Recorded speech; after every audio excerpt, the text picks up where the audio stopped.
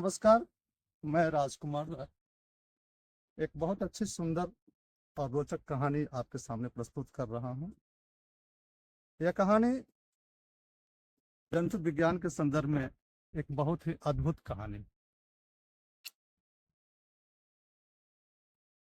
कहानी का विषय है हिस्टोरिकल स्टोरी ऑफ हर्माफ्रोडाइट, उभयलिंगी की ऐतिहासिक कहानी।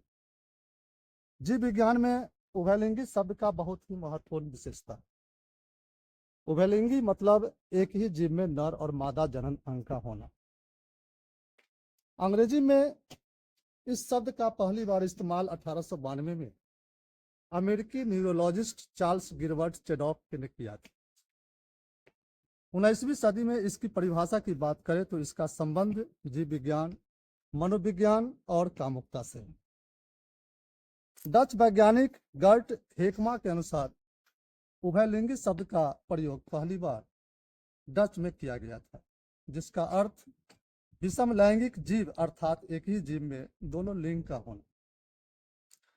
हर्माफ्रोडाइट का जन्म देवताओं के दूत हेमिज और प्रेम और सौंदर्य की देवी एफ्रोडाइट के प्रेम से हुआ।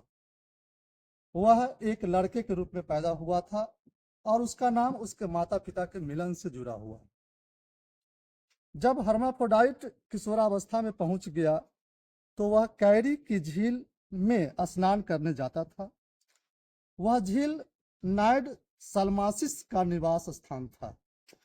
एक दिन नाइड सलमासिस ने हर्माफ्रोडाइट के सामने प्यार का इजहार किया, लेकिन इस किशोर ने यह कहकर उसके प्रस्ताव को ठुकरा दिया कि तुम अप्सरा जैसी हो, मैं तुमसे कैसे विवाह कर सकता हूँ।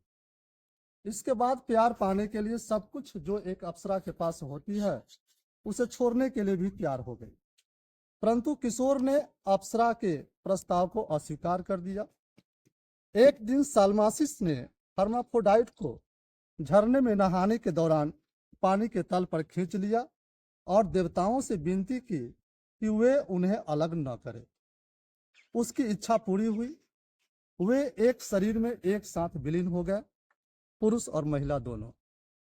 सालमासिस ने यह भी प्राप्त किया कि इस झरने में स्नान करने वाले प्रत्येक युवा पुरुष में एक परिवर्तन होता है। जो पुरुष इस झरने के जल में स्नान करता है अपनी मर्दाना शक्ति खो देता है। इसके बाद से ही शब्द का उपयोग वैसे जीवों के रूप में होने लगा जिस एक शरीर में नर और मादा दोनों जनन अंग होते हैं।